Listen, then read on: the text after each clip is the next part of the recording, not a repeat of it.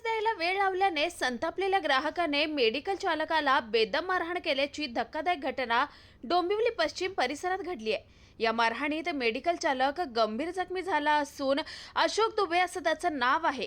तर या प्रकरणी विष्णुनगर पोलीस ठाण्यात गुन्हा नोंद करण्यात आलाय।